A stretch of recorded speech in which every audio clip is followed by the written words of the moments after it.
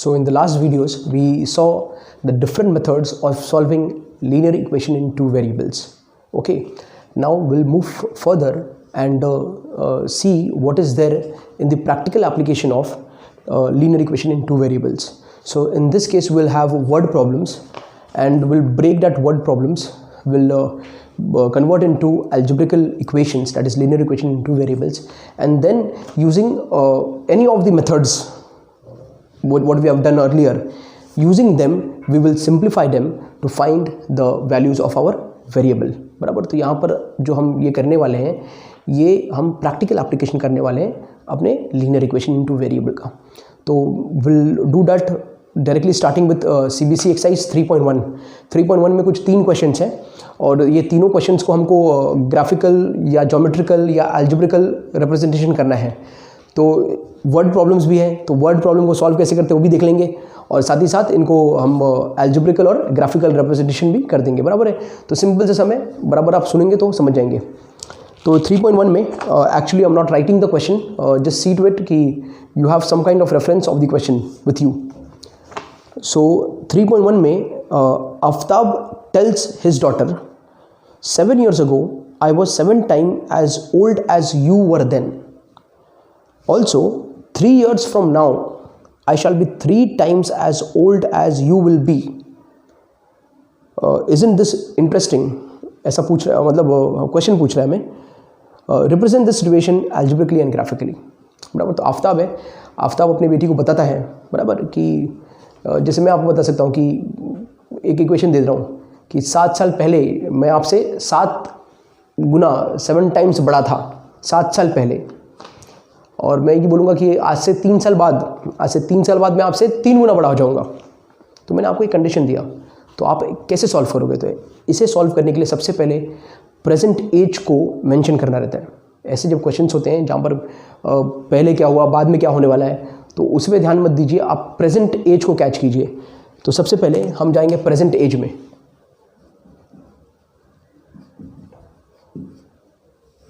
बराबर है. यहाँ पर 2 लोग हैं, आफ्ताब है, उसकी डॉटर है.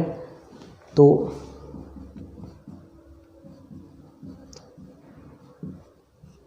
आफ्ताब एज मैं कुछ भी अज्यूम कर सकता हूँ, मैं मेरे लिए अज्यूम कर ले रहा हूँ ये x ईयर्स है. तो ये आफ्ताब का प्रेजेंट एज ये बराबर, ये हमने लेट किया, लेट प्रेजेंट एज भी x ईयर्स. तो डॉटर एज y ईयर्स, ये हमने लेट अज्यूम किया कि मान लेते हैं प्रेजेंट एज आफ्ताब का x है और डॉटर का y है. अब 2 कंडीशन है, एक 7 साल पहले का, एक 7 साल बाद का. तो आज हमारा जो भी एज है बराबर, हमारा एज अगर 20 है, 25 है, 27 है, 15 है, 14 है, जो भी है, तो उस एज से जो है आज उसके 7 साल पहले क्या होगा, तो कैसे फाइंड करेंगे? तो आज जो है उसमें से हम 7 साल को माइनस कर देंगे, 7 को माइनस कर देंगे, तो 7 साल पहले का एज मालूम पड़ जाएगा. करेक्ट है ना? तो 7 साल पहले एज अगर फाइंड करना है आफ्ताब का और डॉटर का, तो क्या करना पड़ेगा? आज का जो प्रेजेंट एज है उससे मैं 7 को माइनस करूंगा. तो as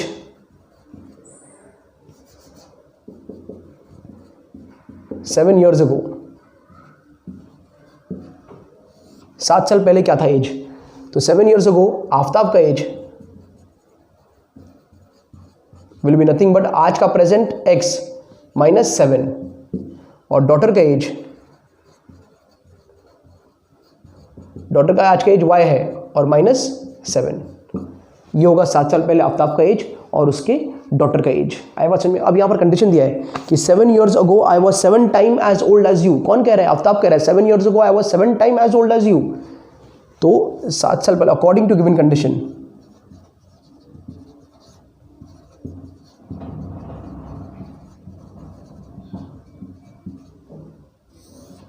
according to given condition, ये 7 साल पहले वाला कंडीशन पहले सॉल्व कर लेते हैं. बराबर. तो according to given condition Aftab age 7 years ago I was 7 time as old as you. Aftab कह रहा है, तो आफ्ताब एज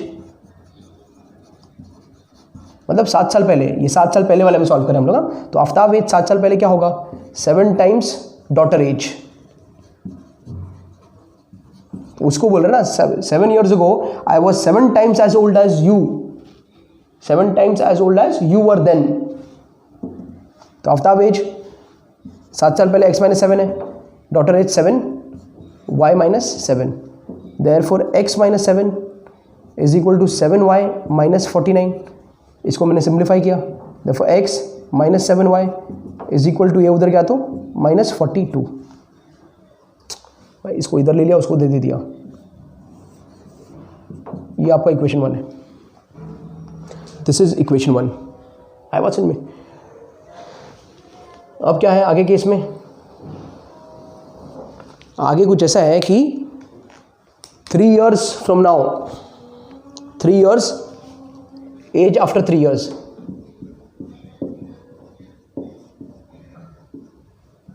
तीन साल बाद। तो 3 साल बाद क्वेश्चन में आफ्ताब क्या कर रहा था? 3 years from now I will be 3 times as old as you.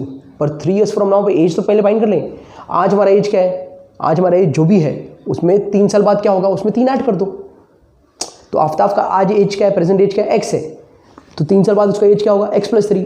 Daughter का एज क्या है? y है। तो 3 साल बाद एज क्या होगा? y plus 3।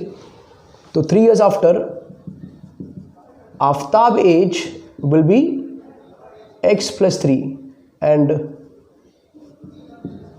Daughter age will be y plus 3। Correct है कि नहीं? अब इसको सॉल्व कर लेते हैं अकॉर्डिंग टू गिवन कंडीशन। इसमें भी कंडीशन दिया है,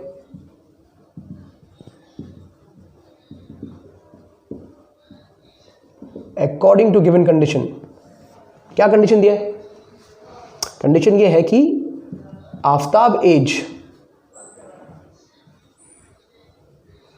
will be 3 times daughter age. Aftab age क्या है 3 साल बाद? x plus 3 is equal to 3 into y plus 3। तो x plus 3 equals to 3y plus 9। Therefore x minus 3y equals to 6। Equation 2 बराबर है। अब मिल गया आपको कितने इक्वेशंस? 2 इक्वेशन मिल गए। अब क्या पूछा क्वेश्चन में? भाई इसी कंडीशन को आप एल्जेब्रिकली रिप्रेजेंट कीजिए और इसी कंडीशन को आप ग्राफिकली रिप्रेजेंट कीजिए। तो एल्जेब्रिकली रिप्रेजेंटेशन तो हो गया, ये जो इक्वेशन मिले हैं यही एल्जेब्रिकल रिप्रेजेंटेशन है।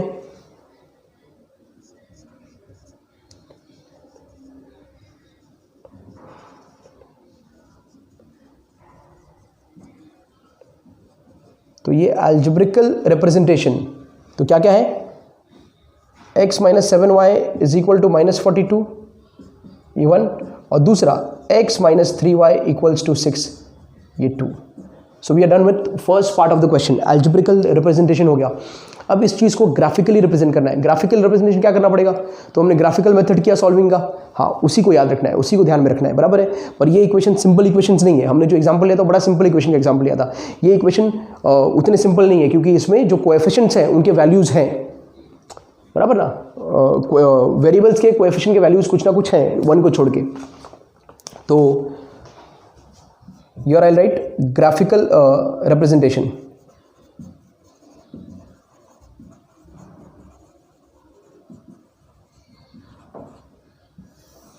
तो ग्राफिकल रिप्रेजेंटेशन में हम लोग 1 by 1 ले लेते हैं। तो पहला वाला जो है अपना, therefore x minus 7y is equal to minus 42, ये अपना इक्वेशन 1 है। आई बात समझ में? देयरफॉर इसको मैं सिंप्लीफाई करूं, अब वो वाले को ये साइड रखते हैं, मतलब वो वाले वेरिएबल को ये साइड पे रखेंगे हम लोग जिसके पास कोएफिशिएंट का वैल्यू 1 हो या माइनस 1 हो। तो ये x वाला है, x को इधर छोड़ देते हैं, बाकी y को उधर लेके जाते हैं। तो x is equal to minus 42 plus 7y, x equals to minus 42 plus 7y। Am I right? So now इसे बोल दो इक्वेशन 3, कॉल इट इक्वेशन 3। अब दूसरा वाला x minus 3y is equal to 6, this is equation 2। अब इसमें से therefore x is equal to 6 plus 3y, ये इक्वेशन 4 है। बात समझ में? अब आप क्या करो, ग्राफिकल रिप्रेजेंटेशन के लिए आप पूरे चीज़ों को वापस से सॉल्व मत करने जाओ,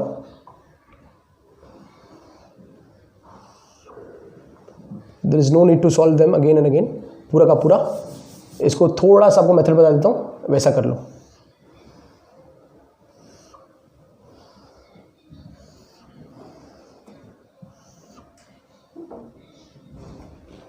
करेक्ट। थोड़ा स्मार्टनेस हम लाएंगे यहाँ पर।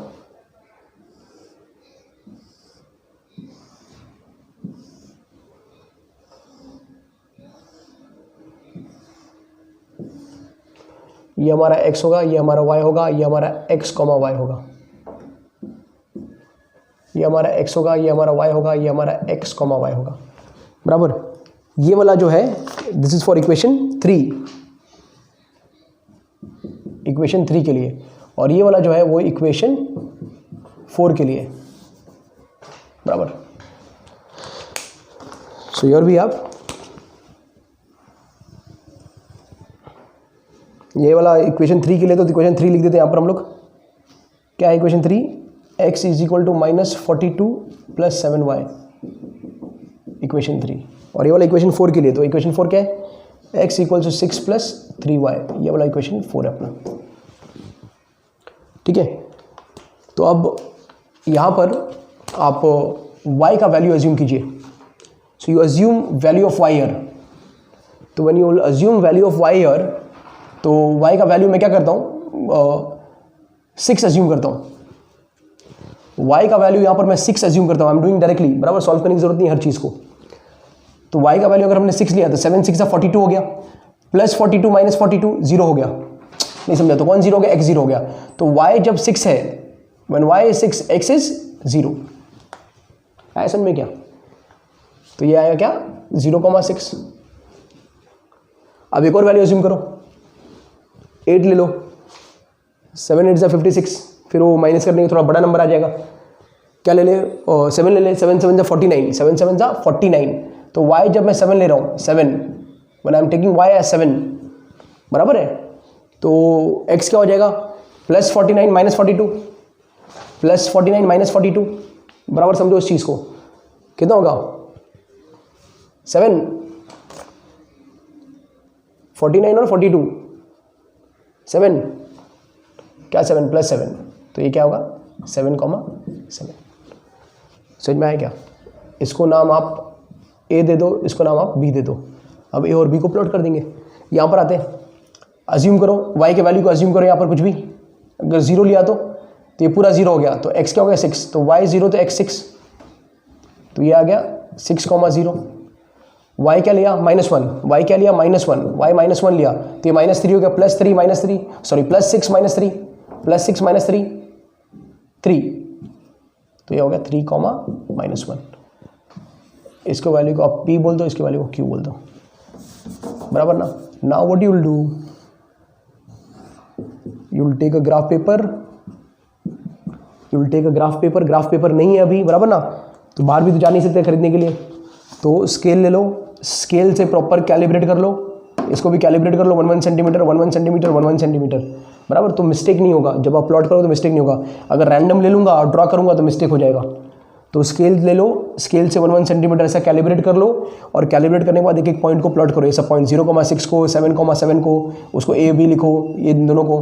फिर 2 लाइन ड्रॉ मिलेंगे आपको, you will get 2 line, and the point where the 2 line intersect, the point where, एक ये लाइन है उसका नाम ये है, एक ये लाइन है उसका नाम ये है। The point where the 2 line will intersect will give you value of x and will give value of y। ये x का वैल्यू देगा और ये y का वैल्यू देगा। इस तरह से आप x और y का वैल्यू फाइंड कर सकते हैं। तो ये था ये सम का वर्ड प्रॉब्लम को सिंप्लीफाई करके सॉल्व करना, उसको एल्जेब्रिकली रिप्रेजेंट करना, और उसका फिर graphical representation. Okay, so do it.